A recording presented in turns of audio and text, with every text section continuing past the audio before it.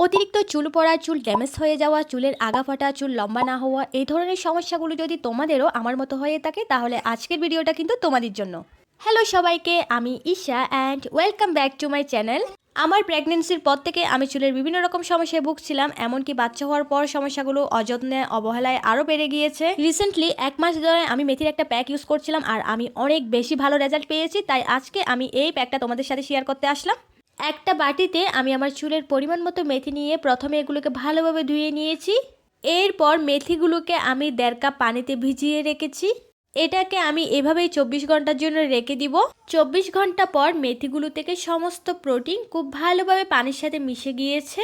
এবার একটা ছাঁকনির সাহায্যে আমি খুব ভালোভাবে পানিটাকে বাটিতে ছেঁকে নিয়ে নিচ্ছি।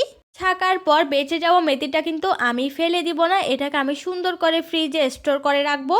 পরবর্তীতে এটা দিয়ে আমি আরও একটা প্যাক বানিয়ে ইউজ করতে পারবো, এটাও আমি তোমাদের সাথে শেয়ার করব। এবার মেথির পানির সাথে আমি মিশিয়ে দিচ্ছি 1 চামচের মতো অলিভ অয়েল।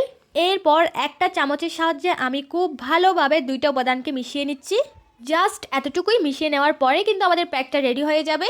এটাকে চাইলে তোমরা চুলে সারা রাত লাগিয়ে পরের দিন শ্যাম্পু করতে পারো, কিংবা আমার মতো স্নানের 2 ঘন্টা আগেও ইউজ করতে পারো।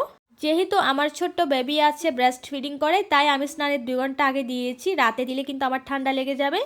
তবে আমার মতে তোমরা যদি খুব ভালো রেজাল্ট পেতে চাও তাহলে সারা রাতের জন্য এটা চুলে দিয়ে রাখবে।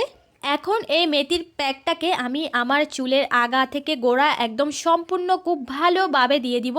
আমি দেওয়ার পর যেগুলো বেঁচে ছিল সেগুলো কিন্তু আমি আমার হাজব্যান্ডের চুলেও দিয়ে দিয়েছি।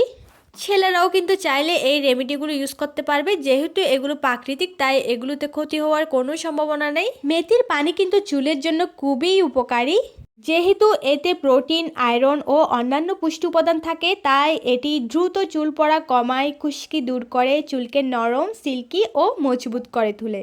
মেথিতে নিকোটিনিক অ্যাসিড থাকে, যা কিন্তু মাথার ত্বকে রক্ত সঞ্চালনের বৃদ্ধিকে আরও বেশি ত্বরান্বিত করে দেয়।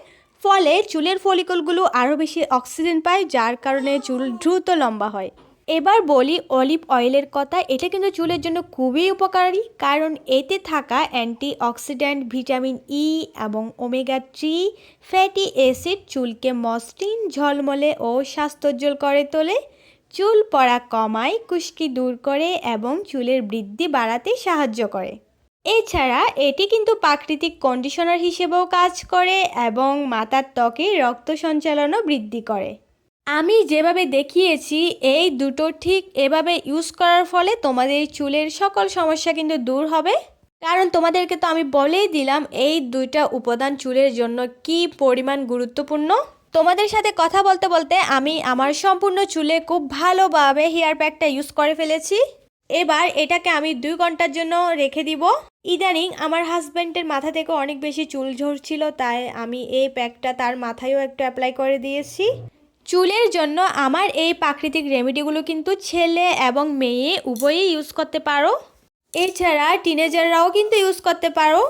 স্নান করার পর আমি ছাদে গিয়ে চুলটাকে ভালোভাবে শুকিয়ে নিয়েছি। হেয়ার ড্রায়ার ইউজ না করে রোদে গিয়ে চুল শুকানোই কিন্তু বেস্ট। এবার দেখো চুল শুকানোর পর আমার চুলের রেজাল্ট।